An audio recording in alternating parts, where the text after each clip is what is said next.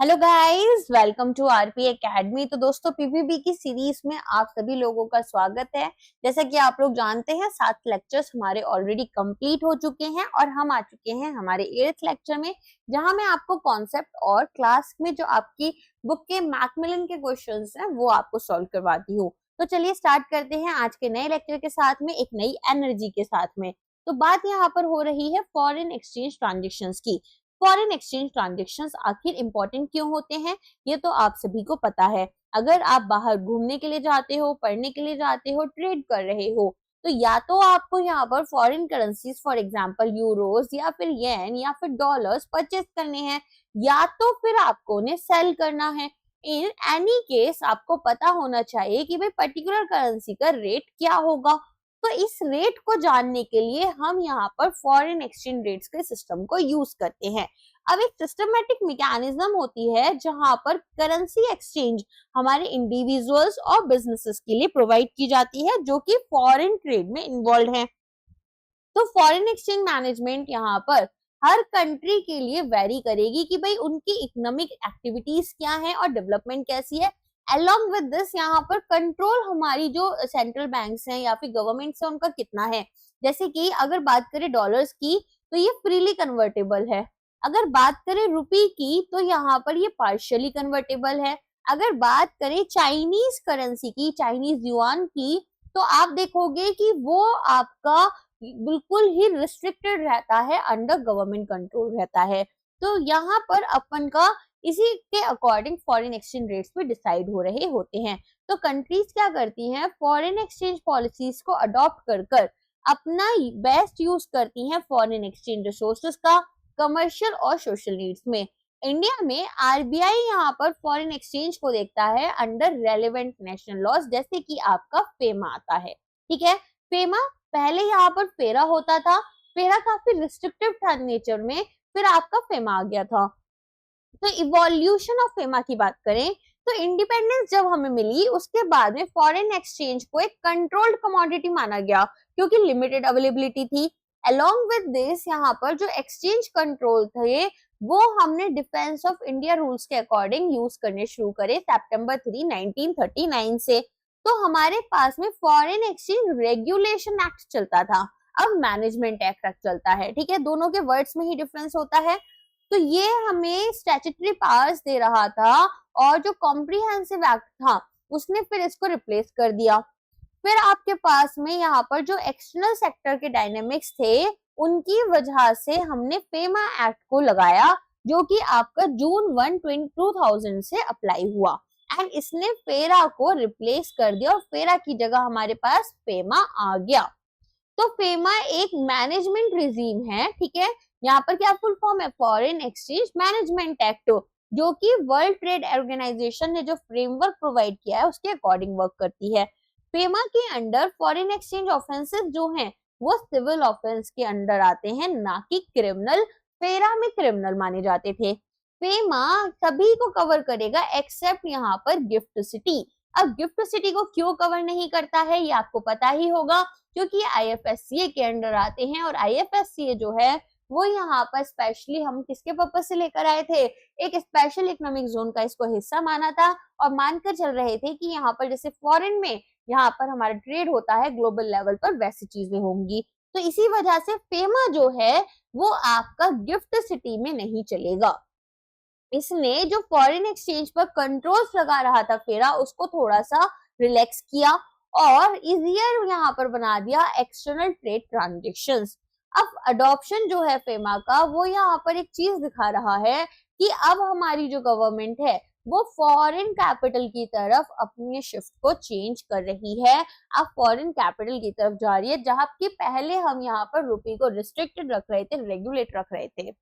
तो मैनेजमेंट की जरूरत क्या हुई, तो फॉरेन एक्सचेंज मार्केट जो है वो यहाँ पर लार्जेस्ट और सबसे ज्यादा लिक्विड मार्केट है, एंड यहाँ पर आप कॉम्पिटिटिवनेस देखोगे, कांस्टेंट इनोवेशन देखोगे। यहाँ पर करेंसीज के रेट्स भी डिमांड और सप्लाई के प्योर ग्राफ के साथ में फॉलो करते हैं, और प्रॉपर मैनेजमेंट जो होता है उससे हमारे रिस्क जो एसोसिएटेड है फॉरेन एक्सचेंज फ्लक्चुएशन के वो भी अवॉइड किए जा सकते हैं। तो यहाँ पर अब क्या हो सकता है, जैसे डॉलर्स बहुत ज्यादा कॉस्टली हो जाते हैं तो रुपये की डिमांड कहीं ना कहीं कम हो रही है, ऐसी सिचुएशन में डॉलर की डिमांड बढ़ी तो इंडिया से फॉरेन इन्वेस्टमेंट जाने लग गया। तो ये एक एग्जाम्पल आपके लिए रहता है। अच्छा, हम यहाँ पर एडिक्वेट रिजर्व्स को मेंटेन कर चलते हैं जिससे इंडिया की जो पॉलिसी शिफ्ट है वो हमें देखने के लिए मिलती है और हम इंपोर्ट सब्स्टिट्यूशन की तरफ जाते हैं, हमारे इंपोर्ट सब्स्टिट्यूशन से हम एक्सपोर्ट प्रमोशन की तरफ जाते हैं। अब पहले क्या था, पहले हम कोशिश करते थे कि हम कम से कम चीजों को इंपोर्ट करें, अब हम कोशिश करते हैं हम ज्यादा से ज्यादा चीजों को एक्सपोर्ट करें।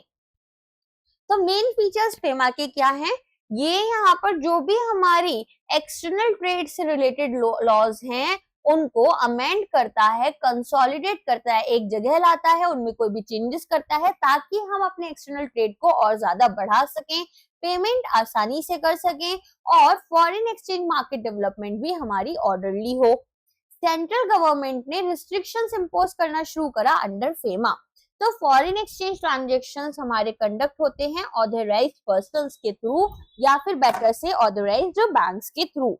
तो यहाँ पर आप क्या देखेंगे कि जो पेमेंट्स और रिसिप्ट्स हैं उसमें हमारे पर्संस जो इंडिया से बाहर हैं वो आएंगे और जो डीलिंग्स हो रही हैं फॉरेन एक्सचेंज में, मतलब अब यहाँ पर क्या हो सकता है, या तो हम पेमेंट कर रहे हैं किसी इंटरनेशनल करेंसी में, फॉर एग्जांपल यूरोस में कर रहे हैं, या तो फिर हम यहाँ पर इनको रिसीव कर रहे हैं।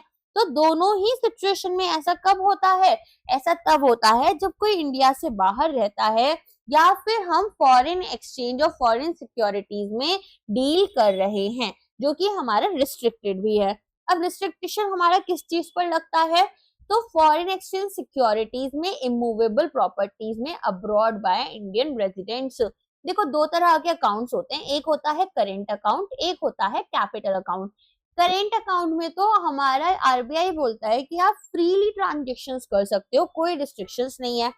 कैपिटल में बोलता है कि कुछ चीजों में तो आप यहाँ पर कर सकते हो इन्वेस्टमेंट्स, कुछ चीजों में नहीं कर सकते हो। तो जैसा कि आप देख सकते हैं बेसिकली कैपिटल अकाउंट कौन सा अकाउंट होता है, जहां पर हमारे जो एसेट्स हैं या जो हमारी लाइबिलिटीज हैं उनमें कुछ चेंजेस आ रहे हैं। तो इसी वजह से रिस्ट्रिक्शंस कहाँ लग रहे हैं, फॉरेन एक्सचेंज सिक्योरिटीज में लग रहे हैं या फिर इमूवेबल प्रॉपर्टीज में लग रहे हैं। ठीक है। अच्छा, अब ऑथराइज्ड पर्संस कौन होते हैं, तो कोई भी हमारा individual, partnership firm, LLP, corporate body जिनको एक स्टॉक ब्रोकर ने अपॉइंट किया है उनके बिहाफ पर। अब ट्रांजेक्शन्स यहाँ पर आपके फॉरेन एक्सचेंज भी हो सकती हैं या फिर पेमेंट्स हो सकती हैं इंडिया को, तो यहाँ आरबीआई की जनरल या स्पेसिफिक परमिशंस लगती हैं। Current account foreign exchange transactions जो हैं वो हमारे रिस्ट्रिक्ट किए जा सकते हैं बाय सेंट्रल गवर्नमेंट। अगर पब्लिक इंटरेस्ट की बात की जाए, कोई बहुत जरूरी पड़ गया तो ये लोग रिस्ट्रिक्ट कर सकते हैं, कर नहीं रखा एक अलग सिचुएशन है। आरबीआई रिस्ट्रिक्शंस लगा सकता है कैपिटल अकाउंट ट्रांजेक्शंस में। इंडियन रेजिडेंट्स जो हैं वो एंगेज करेंगे फॉरेन एक्सचेंज ट्रांजेक्शंस में या फिर फॉरेन एसेट्स को होल्ड कर सकते हैं जो इंडिया से बाहर इन्होंने अक्वायर करे हैं या फिर आपने इनहेरिट किए हैं फ्रॉम नॉन रेजिडेंट्स। तो अब यहाँ पर कुछ आपके लिए डेफिनेशंस आती हैं जो कि काफी इंपॉर्टेंट है एंड इसको हम थोड़ा ध्यान से समझेंगे। तो सबसे पहले आते हैं ऑथराइज्ड डीलर्स। यहाँ पर जैसा कि पर्संस मैंने बताया, पर्संस में भी आपको यहाँ पर मेजरली बैंक्स होते हैं, ठीक है, जिनको हमने अलाउ किया है कि आप फॉरेन एक्सचेंज में डील कर सकते हो। अब इसमें अलग अलग कैटेगरीज हैं, कैटेगरी 1, कैटेगरी 2, कैटेगरी 3। कैटेगरी 1 ये हाईएस्ट अथॉरिटीज मिलती हैं इनको, हाईएस्ट अथॉरिटी, सबसे ज्यादा रिस्पॉन्सिबिलिटीज इनकी हैं, सबसे ज्यादा पावर्स इनको दी गई हैं। तो यहाँ पर आरबीआई इन एंटिटीज को ऑथराइज कर रहा है कि आप करेंट और कैपिटल अकाउंट ट्रांजेक्शंस कर सकते हो, जैसी कि डायरेक्शंस हमने ऑलरेडी प्रोवाइड की हैं। अगर कैटेगरी 2 के ऑथराइज्ड डीलर बैंक्स हैं तो इन्हें बोला गया है कि आप non trade related current account transactions कर सकते हो या फिर यहाँ पर जो अदर एक्टिविटीज आरबीआई ने डिसाइड की हैं जिसमें आपके कुछ रीजनल रूरल बैंक्स या फिर अर्बन कोऑपरेटिव बैंक्स आ जाते हैं।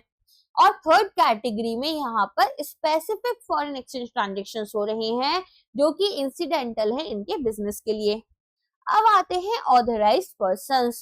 तो यहाँ पर हमारे ऑथराइज डीलर्स हो गए कैटेगरी 1 2 3, मनी चेंजर्स हो गए जो कि यहाँ पर आप जिनके पास में जाकर अपनी करेंसी कर सकते हो चेंज, ठीक है, या फिर आप छोटे अमाउंट में पैसा भी रिसीव कर सकते हो। ऑफशोर बैंकिंग यूनिट्स हो गई जिनको ऑथराइज किया गया है कि आप फॉरेन एक्सचेंज और सिक्योरिटीज में डील कर सकते हैं। नेक्स्ट आता है कैपिटल अकाउंट ट्रांजेक्शन। तो जैसा मैंने बताया यहाँ पर आपके एसेट्स और लाइबिलिटीज जो हैं वो चेंज हो रही हैं outside India of Indian residents.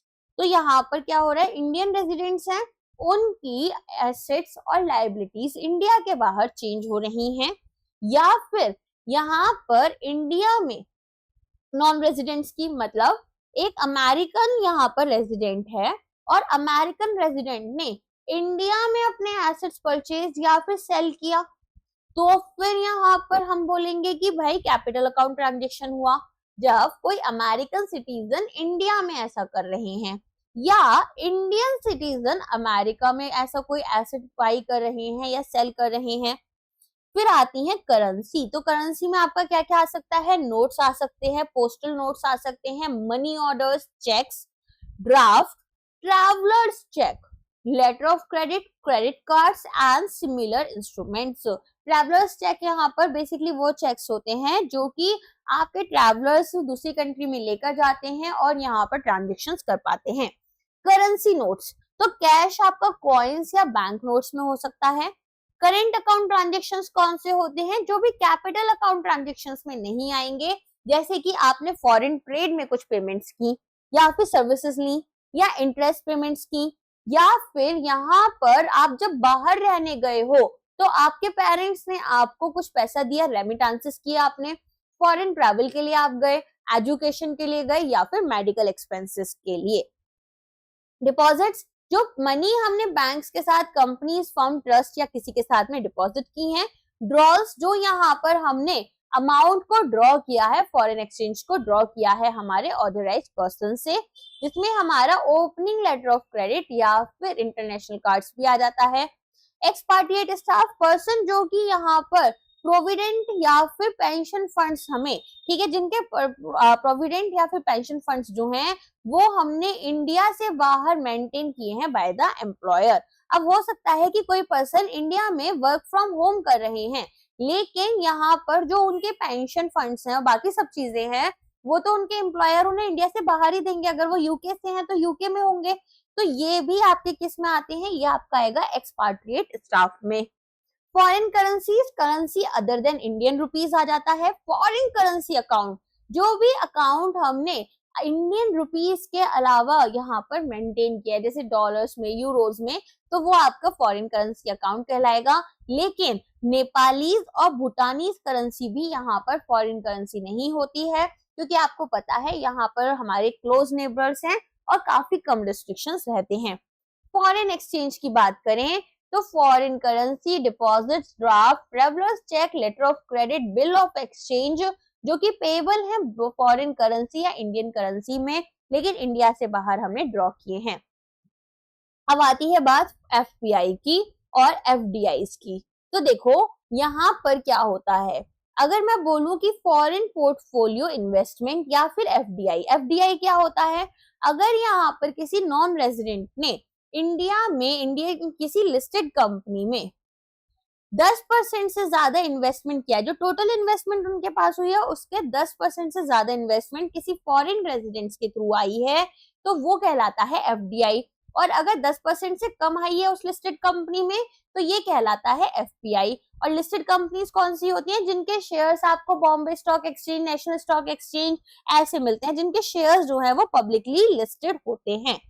तो इन्वेस्टमेंट अगर किसी नॉन रेजिडेंट ने इंडियन लिस्टेड कंपनीज में की है अप टू 10% इक्विटी या फिर कैपिटल इंस्ट्रूमेंट्स। अच्छा, एफडीआई का एक रूल होता है, once an FDI always an FDI. तो मान लो यहाँ पर किसी पर्सन ने एफडीआई जब किया था, 10% से ज्यादा किसी कंपनी में एफडीआई आया हुआ था, अब बाद में वो 9% हो गया, तो वो एफपीआई नहीं बनेगा। एक बार आपके पास में एफडीआई की स्टैंप लग गई, अब ये एफडीआई ही रहेगा। अच्छा, फॉरेन पोर्टफोलियो इन्वेस्टर कौन से हैं, वो पर्सन्स जो सेबी के फॉरेन पोर्टफोलियो इन्वेस्टर रेगुलेशंस के अंडर रजिस्टर्ड हैं। फॉरेन सिक्योरिटीज कौन सी होती हैं? वो सिक्योरिटीज जो हमने फॉरेन करेंसीज में एक्सप्रेस की हैं, जैसे शेयर्स, बॉन्ड्स, डिबेंचर्स, यहाँ पर कोई भी पेमेंट्स हमारी इंडियन करेंसी में पॉसिबल हैं। फुल फ्लेज्ड मनी चेंजर, तो यहाँ पर हमने इनको ऑथराइज किया है कि आप परचेज या सेल कर सकते हो foreign exchange for travel purposes. कहाँ से? नॉन रेजिडेंट से या फिर नॉन रेजिडेंट्स के लिए और रेजिडेंट्स के लिए। तो अगर हमें बाहर घूमने जाना है तो हम हर बार बैंक के पास नहीं जाते हैं, बहुत बार इस तरह के छोटे छोटे कंपनीज होते हैं, छोटे छोटे शॉप स्टोर्स टाइप्स के ही होते हैं ये, तो इनके साथ में भी हम करेंसीज बाई या सेल कर देते हैं। इन्वेस्टमेंट यहाँ पर ऑन रिपाट्रिएशन बेसिस। रिपाट्रिएशन क्या होता है? जब इंडिया से बाहर आप अपने अकाउंट से पैसा निकाल रहे हो, विड्रॉ कर रहे हो, तो अगर इन्वेस्टमेंट्स में प्रोसीड्स जो हैं वो हमारी हैं, ठीक है, मैंने यहाँ पर मान लो इंडिया में इन्वेस्टमेंट किया और मैं अमेरिका में रहती हूँ, मैंने जब इंडिया में इन्वेस्टमेंट किया, अब मैं यहाँ पर जो रिटर्न्स हैं या पूरी की पूरी इन्वेस्टमेंट क्या चाहती हूँ? अमेरिका में वापस लेना चाहती हूँ, तो वो भी हमें अलाउ किया जाएगा, बस यहाँ पर टैक्स जो है वो कट हो जाते हैं। नेक्स्ट आता है लिबरलाइज्ड रेमिटेंस स्कीम, LRS भी इसे बोलते हैं। तो यहाँ पर आरबीआई बोलती है कि पहले तो क्या होता था, हर छोटे छोटे काम के लिए आरबीआई से परमिशन लेनी होती थी कि कितने पैसे हम ले जा सकते हैं। अब जो आपके करेंट अकाउंट ट्रांजेक्शन्स हैं, करेंट अकाउंट ट्रांजेक्शन्स के लिए हमें अलाउ किया गया है कि हम $250,000 तक इंडिया से बाहर ले जा सकते हैं बिना आरबीआई की परमिशन के, ठीक है। नॉट परमानेंटली रेजिडेंट, तो कोई भी पर्सन जो इंडिया में रहते हैं एम्प्लॉयमेंट के लिए या फिर असाइनमेंट बेसिस पर और 3 साल से ज्यादा इनको रहते हुए नहीं हुए। एनआरआई कौन होते हैं? वो इंडियन सिटीजन जो इंडिया से बाहर रहते हैं। Overseas citizen of India card holder कौन होते हैं? अब यहाँ पर इनको हमने सिटीजनशिप एक्ट में रजिस्टर किया है, ठीक है। कुछ इनकी एलिजिबिलिटी क्राइटेरिया यहाँ पर देखने के लिए मिलेगी और साथ यहाँ पर आप देखेंगे कि फॉर्मर इंडियन सिटीजन हो सकते हैं, जैसे कि यहाँ पर इंडियन डायस्पोरा जो इंडिया से बाहर लोग रह रहे हैं लेकिन इंडियन ओरिजिन के हैं, persons of Indian origin, spouses इनके हो सकते हैं विद सिक्योरिटी क्लियरेंस, ठीक है। तो यहाँ पर कुछ नेशनल्स को हम एक्सक्लूड करते हैं, जैसे पाकिस्तान के लोग हो गए, बांग्लादेश के लोग हो गए। तो ओवरसीज प्रिंसिपल की अगर हम बात करें तो बांग्लादेश का I am not pretty sure, but Pakistan का ऑफ कोर्स इंक्लूडेड है, हमारी जो एनिमी कंट्रीज होती है उनके लिए तो इंक्लूडेड रहता ही है। ओवरसीज प्रिंसिपल, तो reputed money transfer firms abroad working with Indian agents, तो इंडिया से बाहर यहाँ पर बहुत सारी ऐसे ऑर्गेनाइजेशंस होंगी जो कि मनी ट्रांसफर करवाती हैं, जैसे वेस्टर्न यूनियन होता है, तो यहाँ पर इंडियन एजेंट्स हैं इनके for remittance disbursement. Permissible currency wire यहाँ पर है ना, एक और वायर ट्रांसफर, एक तो होता ही वायर ट्रांसफर है, एक ऑर्गेनाइजेशन भी वायर के नाम से है, ठीक है। परमिसिबल करेंसी की बात करें जो फ्रीली कन्वर्टेबल फॉरेन करेंसीज हैं। पर्सन्स यहाँ पर individuals, company, firms, associations, judicial person, agencies, offices, branches owned या फिर कंट्रोल्ड बाय सच पर्सन्स, ठीक है। पर्सन ऑफ इंडियन ओरिजिन, कोई भी नॉन रेजिडेंट पर्सन है जो इंडियन ओरिजिन के हैं, लेकिन यहाँ पर कुछ नेशनल्स को हमने एक्सक्लूड किया है और इनके जो एंसेस्टर्स थे वो इंडियन ओरिजिन, बेसिकली इंडियंस रहे होंगे। पर्सन रेजिडेंट इन इंडिया, तो वो इंडिविजुअल्स या एंटिटीज जो कि यहाँ पर क्राइटेरिया जो है रेजिडेंस का दैट इज 182 डेज वाला, ठीक है, या फिर कॉर्पोरेट रजिस्ट्रेशन का फुलफिल कर रहे हैं, और कुछ यहाँ पर एक्सक्लूड करेंगे सर्टेन सर्कमस्टांसेस जो कि यहाँ पर कुछ फॉरेन इंटेंट शो कर रहे हैं। पर्सन रेजिडेंट आउटसाइड इंडिया, इनको बोलते हैं PROI, तो जो भी यहाँ पर इंडिया से बाहर लोग रह रहे हैं जो ना तो रेजिडेंट नॉट ऑर्डिनरीली रेजिडेंट या फिर ऑर्डिनरी रेजिडेंट कैटेगरी में नहीं आते हैं, वो सभी लोग हमारे क्या बन जाते हैं? Person resident outside India. Real estate business जो आपका डील करेगा लैंड या फिर प्रॉपर्टी में फॉर प्रॉफिट, लेकिन यहाँ पर डेवलपमेंट हमारी टाउनशिप्स की या फिर इंफ्रास्ट्रक्चर की, ठीक है, इसको हम क्या कर रहे हैं? एक्सक्लूड करेंगे। रेंट अगर हमें लीजेस से मिल रही है तो वो भी रियल एस्टेट का पार्ट नहीं होती है। रिलेटिव्स की बात करें तो ये हमारे कंपनीज एक्ट में क्लोज रिलेटिव्स बताते हैं, जैसे mother, father, brother, sister, wife, son, daughters, ठीक है। तो यहाँ पर ये सभी लोग आ जाते हैं। और यहाँ पर जो हमारे सन एंड डॉटर हैं इनके भी स्पाउसेस होते हैं। स्टेप सिस्टर सन या स्टेप डॉटर जो हैं वो आपके इंक्लूड नहीं होते हैं। तो यहाँ पर कुछ रिस्ट्रिक्शंस भी होते हैं। रेमिटेंसेस ऑफ एसेट्स, तो इंडिया से बाहर अगर हम अपने डिपॉजिट्स को, प्रोविडेंट फंड्स को, insurance proceeds, sale proceeds of shares या फिर प्रॉपर्टी को ट्रांसफर कर रहे हैं तो वो आपका फेमा के अंडर आएगा। रिपार्टिएशन, अगर इंडिया से बाहर विड्रॉ किया जा रहा है कुछ, तो हमने फॉरेन एक्सचेंज यहाँ पर बाई करा ऑथराइज्ड डीलर से और इंडिया से बाहर इसको रेमिट किया या फिर क्रेडिट किया फॉरेन करेंसी अकाउंट्स में convertible abroad. Resident Indian citizen जो इंडिया में यहाँ पर ऑर्डिनरली रह रहे हैं, एक साल में 182 डेज के लिए रह रहे हैं, ठीक है, प्रीवियस ईयर में। यहाँ पर स्टार्टअप क्या होते हैं, गवर्नमेंट नोटिफिकेशन के अकॉर्डिंग जो भी स्पेसिफिक क्राइटेरिया है उसको मीट करेंगे।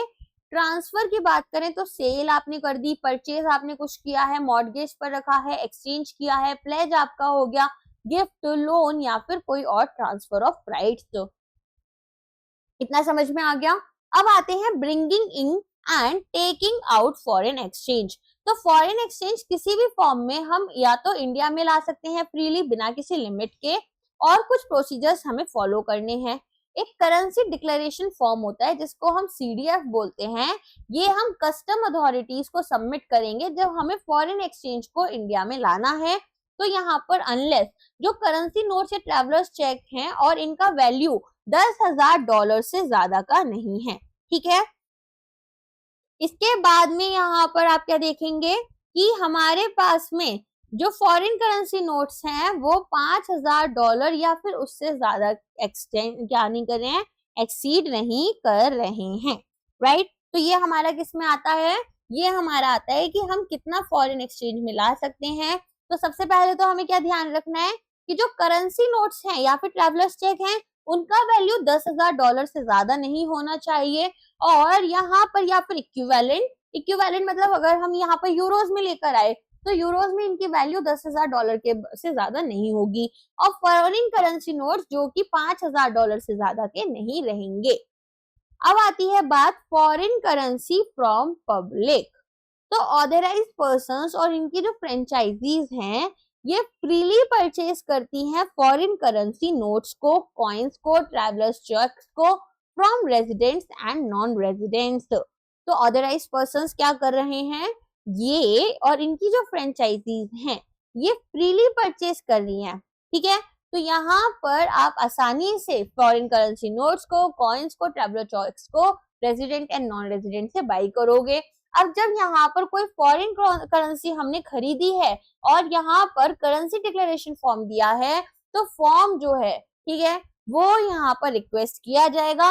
कैश पेमेंट इंडियन रुपीज में फॉरेन करेंसी परचेज के लिए कुछ यहाँ पर लिमिटेड रहेंगी। जैसे अगर रेजिडेंट से यहाँ पर, ठीक है, कोई इंडियन रेजिडेंट है और वो अपने लिए कुछ भी पेमेंट जो है वो कर रहे हैं, ठीक है, रुपीज में, और डॉलर्स खरीद रहे हैं, यूरोस खरीद रहे हैं, तो वो आपका $1,000 तक हो सकता है।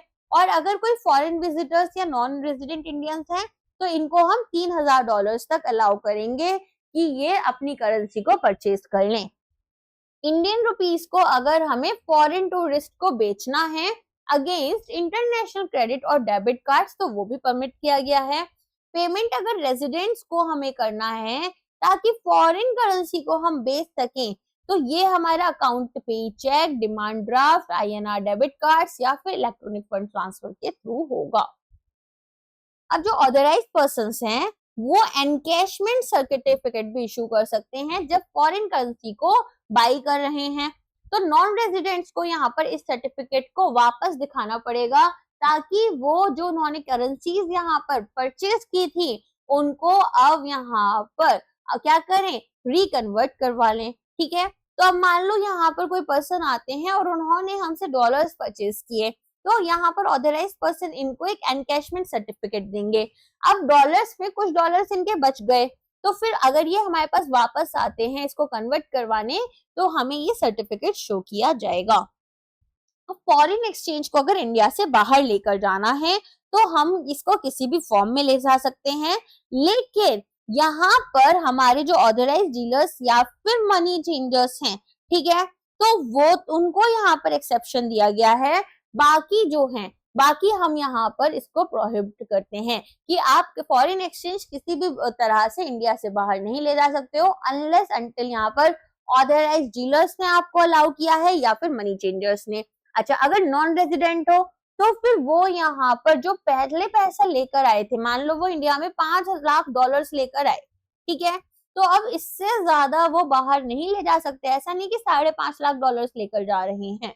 तो यहाँ पर करेंसी डिक्लेरेशन फॉर्म जो आपने फिल किया था उसके हिसाब से और एनकैशमेंट सर्टिफिकेट के हिसाब से हम जाएंगे। नेक्स्ट आता है, अगर सेल हमें करनी है अगेंस्ट रिकन्वर्जन ऑफ इंडियन करेंसी, तो यहाँ पर जो ऑथराइज पर्सन है वो क्या कर सकते हैं, वो जो इंडियन करेंसी है जैसे रुपीज है, अब रुपी को यहाँ पर जो अनस्पेंट रुपी है उसको यहाँ पर कन्वर्ट कर देंगे। तो मान लो नॉन रेजिडेंट वापस अपने देश में जा रहे हैं तो ये उनको बोलेंगे कि एक एनकैशमेंट सर्टिफिकेट आप हमें दिखा दो कि हमने यहाँ पर आपके लिए इस ट्रांजेक्शन को किया था, तो हम आपके लिए यहाँ पर रिफंड दे देंगे। अच्छा, एक्सेप्शंस में क्या है कि जो रिकन्वर्जन है अगर वो किसी एनकैशमेंट सर्टिफिकेट के बिना होगा तो 10,000 रुपीज से यहाँ पर ज्यादा नहीं होगा, वो भी 7 दिन के अंदर अंदर उनके डिपार्चर के। और फॉरेन टूरिस्ट जो हैं, नॉट नॉन रेजिडेंट इंडियंस, ठीक है, इंडियंस नहीं होने चाहिए, जो फॉरेन टूरिस्ट हैं वो 50,000 रुपीज तक रिकन्वर्ट कर सकते हैं withdrawn from ATMs against valid passport, visa, air ticket. अब यहाँ पर ये घूमने आए थे, उन्होंने 50,000 रुपीज तक अपने एटीएम से निकाल लिए, ठीक है, तो अब यहाँ पर इनको हम कन्वर्ट कर कर दे देंगे। एंड यहाँ पर बस हमें ये देखना है कि इनका पासपोर्ट, वीजा, एयर टिकट जो है वो सारी चीजें, क्योंकि डिपार्चर 7 दिन के अंदर अंदर इंडिया से होना चाहिए, और ओरिजिनल एटीएम की विड्रॉल स्लिप भी इनको संभाल कर रखनी होती है।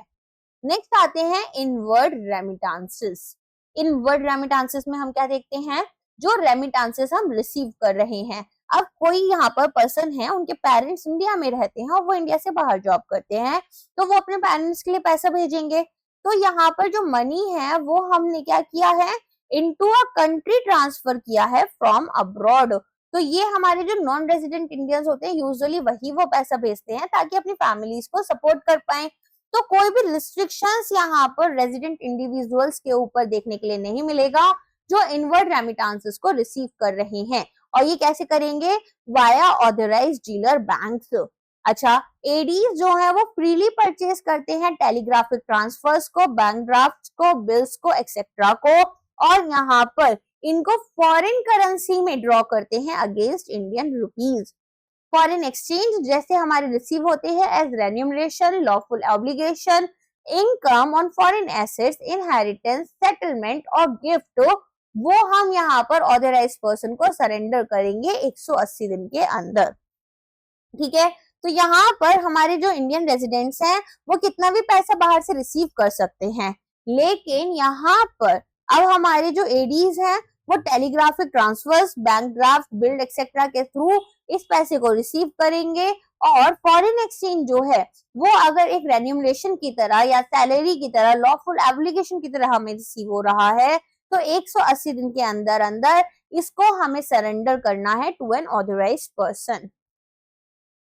अब आती है बेसिकली हमें क्या करना है, सरेंडर करने का मतलब क्या है कि हम उनको बोलेंगे डॉलर्स हमने रिसीव किया, इसको रुपीज में कन्वर्ट कर कर हमें दे दो। अप्रूव्ड रेमिटांसेस मेथड्स क्या क्या हैं, तो सबसे पहले आता है बैंक वायर ट्रांसफर। तो इलेक्ट्रॉनिक ट्रांसफर कर सकते हैं हम एक बैंक से दूसरे में, तो यहाँ पर 2 वर्किंग डेज के अंदर अंदर ये हो सकता है। Bank money orders, bank money orders में हम क्या करते हैं, तो यहाँ पर हम बेसिकली अपने जो मनी ऑर्डर्स हैं वो बाहर भेजेंगे और इनको डिलीवर करेंगे वाया पोस्टल सर्विस।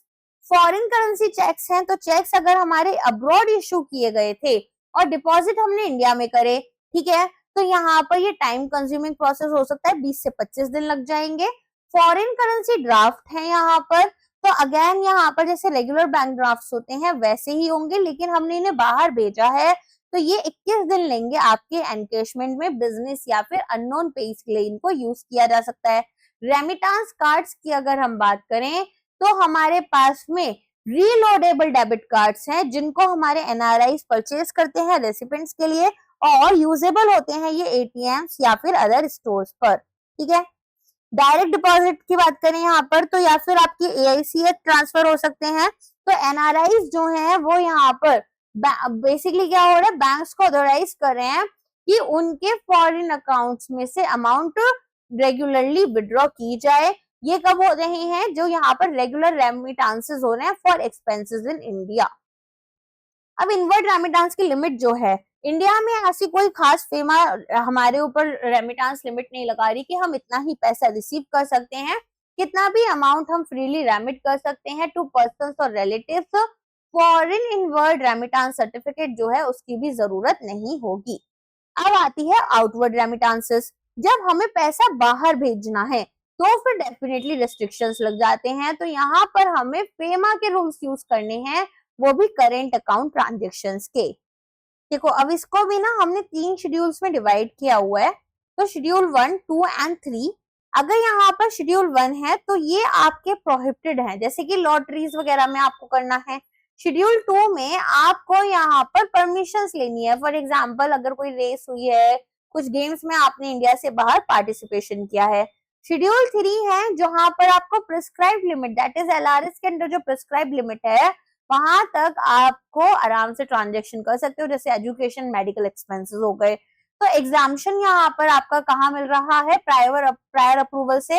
अगर रेमिटांसेस हमारे रेजिडेंट फॉरेन करेंसी अकाउंट से हो रहे हैं, ठीक है, या फिर exchange earners foreign currency account से हो रहे हैं। तो अब यहाँ पर शेड्यूल 3 ट्रांजेक्शन्स जो हैं उनकी अगर हम बात करें तो एक थ्रेशोल्ड सीलिंग है, जैसे मैंने बताया था हमारे लिबरलाइज्ड रेमिटेंस स्कीम के अकॉर्डिंग $250,000 की। इंटरनेशनल क्रेडिट कार्ड पेमेंट अगर आप कर रहे हैं तो यहाँ पर आपके ओवरसीज ट्रैवल जो है उसमें हमें RBI का अप्रूवल नहीं चाहिए। तो पहले देख लो प्रोहिबिटेड ट्रांजेक्शन्स कौन कौन से हैं। अगर कुछ भी लॉटरी से आपको जीता है आपने, या फिर इनकम आपको रेस, राइड या फिर अदर हॉबीज से हुई, आपने कोई लॉटरी टिकट परचेज किया, या फिर कोई प्रोस्क्राइब मैगजीन थी या बैंड मैगजीन थी, फुटबॉल पूल्स थे, स्वीप स्टेक्स थे आपने परचेज किए। कमीशन यहाँ पर आपने एक्सपोर्ट्स के लिए दिया for equity investment in overseas joint ventures. Dividend remittance आपके हो रहे हैं तो यहाँ पर डिविडेंड बैलेंसिंग रिक्वायरमेंट्स को आपको फॉलो करना है। कमीशन यहाँ पर आपके रुपी स्टेट क्रेडिट रूट के थ्रू हो रहे हैं, एक्सेप्ट यहाँ पर टी एंड टबैको एक्सपोर्ट्स में आपको 10% का एक्सेप्शन मिल जाता है। पेमेंट्स अगर आपके टेलीफोन कॉल बैक सर्विस, वो जो मिस कॉल देकर आपके पास कॉल आती है ना, इस नंबर पर मिस कॉल दो फिर हमें कॉल बैक किया जाएगा, तो वहां पर भी ये प्रोहिबिटेड रहेगा। अगर इंटरेस्ट इनकम आपकी आ रही है non resident special account scheme से और पार्टिसिपेशन आपने किया lottery money circulation prize scheme में। शेड्यूल 2 में क्या क्या है, कल्चरल टूर्स हैं। तो मिनिस्ट्री ऑफ यहाँ पर HRD, मिनिस्ट्री ऑफ एजुकेशन आपका हो चुका है ये। तो यहाँ पर department of education and culture, foreign print media ads, यहाँ पर other than tourism, FDI international bidding exceeding $10,000 by state government या PSUs। तो यहाँ पर आपको मिनिस्ट्री ऑफ फाइनेंस की परमिशन लेनी है, उसमें भी डिपार्टमेंट ऑफ इकोनॉमिक अफेयर्स। अगर यहाँ पर रेमिटेंस हो रहा है of pride for vessel chartered by any PSU public sector undertaking, तो यहाँ पर मिनिस्ट्री ऑफ सरफेस ट्रांसपोर्ट का आपको परमिशन लेना है। Ocean import pride by government है तो मिनिस्ट्री ऑफ सरफेस ट्रांसपोर्ट का। मल्टी मॉडल ट्रांसपोर्ट ऑपरेटर है तो यहाँ पर आपको रजिस्ट्रेशन सर्टिफिकेट मिलना चाहिए from DG shipping. Hiring charges of transporters by TV channels, तो यहाँ पर ministry of information and broadcasting. Hiring charges यहाँ पर हैं आपके अगर ऑफ ट्रांसपोर्टर्स बाय ISPs, तो इंटरनेट सर्विस प्रोवाइडर्स, तो आपका ministry of communication and IT। Container detention charges हैं आपके बियॉन्ड DG शिपिंग रेट्स, तो यहाँ पर ministry of surface transport.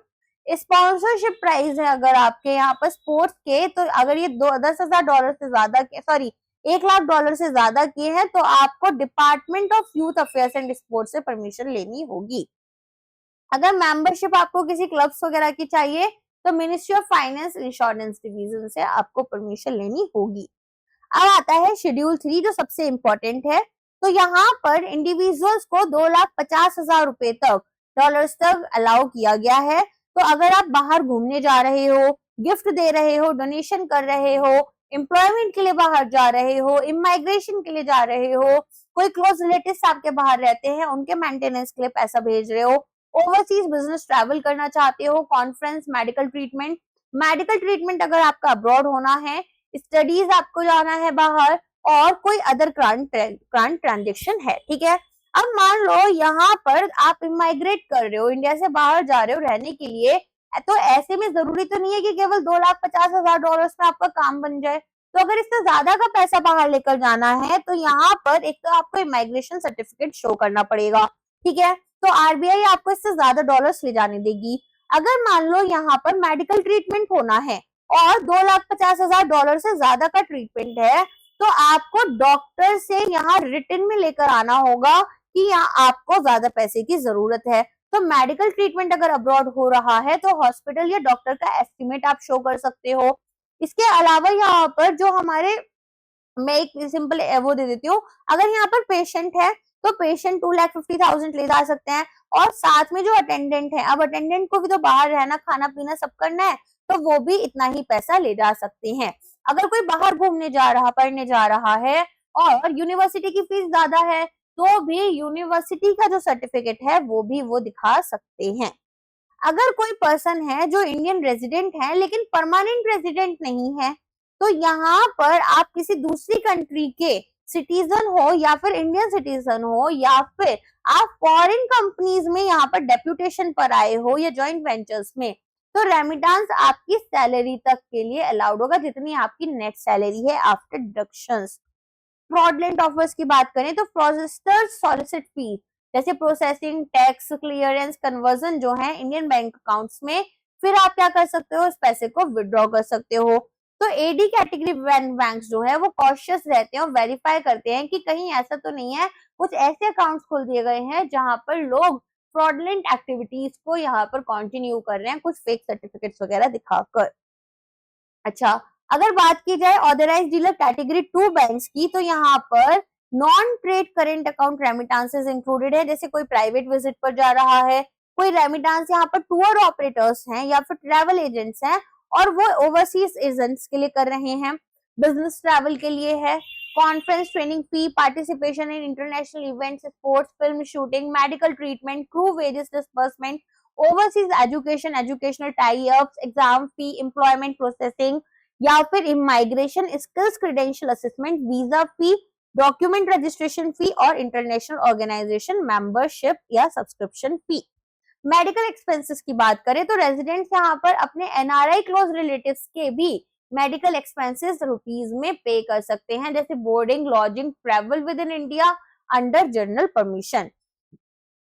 Prohibition की बात करें तो यहाँ पर फॉरेन एक्सचेंजेस जो हैं उनको हम ड्रॉ नहीं कर सकते हैं फॉर आपका शेड्यूल 1 ट्रांजेक्शन जो कि प्रोहिबिटेड थे। नेपाल और भूटान आप ट्रैवल कर रहे हो तो वो आप रुपीज में ही ट्रांजेक्शन कर लो, या फिर ट्रांजेक्शन आपके रेजिडेंट्स ऑफ नेपाल या भूटान के लिए हो रहे हैं अनलेस की आरबीआई ने परमिशन दी है। अब अगर इंटरनेशनल क्रेडिट और डेबिट कार्ड्स हैं तो फेमा आपको कोई भी रिस्ट्रिक्शंस नहीं लगा रहा है जब इंटरनेशनल क्रेडिट कार्ड्स आप अब्रॉड यूज कर रहे हो, ठीक है। तो यहाँ पर रेजिडेंट्स यूज करेंगे, कोई दिक्कत नहीं है। परमिसिबल पर्पसेस के लिए आप इन्हें यूज कर सकते हो, जैसे बुक्स, सॉफ्टवेयर्स। अच्छा, आप यहाँ पर इनको प्रोहिबिटेड आइटम्स के लिए यूज नहीं करोगे। ऑनलाइन यूसेज मॉनिटरी लिमिट्स जो आपकी हैं वो यहाँ पर कुछ भी प्रिस्क्राइब नहीं है। आईसीसी जो है वो यहाँ पर रेजिडेंट्स होल्ड कर सकते हैं with foreign currency accounts in India या फिर अब्रॉड, और इन्हें सेटल आप अपने खुद के फंड्स में करोगे। कोई भी इंटरनेशनल क्रेडिट कार्ड का यूज आप नेपाल या भूटान में नहीं करोगे। जो भी नॉन रेजिडेंट या फिर पर्सन ऑफ इंडियन ओरिजिन हैं वो उनके लिए हम आईसीसी इश्यू कर सकते हैं और इनको इनवर्ड रेमिटेंसेस के थ्रू सेटल कर लेंगे। इंटरनेशनल डेबिट कार्ड्स की बात करें तो ये कैश विड्रॉल्स, परचेज ओवरसीज के लिए हमारे इशू होते हैं। इनको हम परमिसिबल ट्रांजेक्शंस के लिए यूज कर सकते हैं, और यहाँ पर प्रोहिबिटेड आइटम्स को आप परचेज ऑनलाइन भी नहीं कर सकते। अब हमारे पास में ये वाला जो पार्ट है इसको अपन कल की क्लास में कर लेंगे, ठीक है। तो ये आज के लिए बस इतना ही रखते हैं, काफी बड़ा सा चैप्टर था आपका, तो इसको 2 पार्ट्स में क्लास रहेगी आपकी। आज के लिए बस इतना ही है। अगर लेक्चर पसंद आया तो लाइक करना मत भूलना। इसके अलावा आरपी एकेडमी पर आपको जैब कैप के सेक्शन में मॉक्स मिल जाएंगे फ्री में, और यहाँ पर अगर आप ई बुक के सेक्शन में जाओगे तो आपको फ्री पीडीएफ मिलेंगी रिवीजन नोट्स, जिनको आप एग्जाम से 1 वीक पहले पढ़ सकते हो और रिवाइज कर सकते हो। अलॉन्ग विद दिस यहाँ पर अगर अभी तक आपने मेरा टेलीग्राम चैनल ज्वाइन नहीं किया है तो वो भी ज्वाइन कर लो। वहां पर मैं आपको क्विज प्रोवाइड करती हूँ, जो भी चैप्टर्स में आपको पढ़ाती हूँ, तो आपको वहां पर फ्री क्विजेस भी मिल जाएंगी लगाने के लिए क्वेश्चंस, तो आपको पता चल जाएगा कि कितना पार्ट आपको समझ में आ गया है या फिर मेमोराइज हो गया है। चलिए आज के लिए बस इतना ही है। I hope you like the lecture. अगर लेक्चर पसंद आया तो लाइक करना, वीडियो को शेयर और सब्सक्राइब करना मत भूलना। Thank you so much.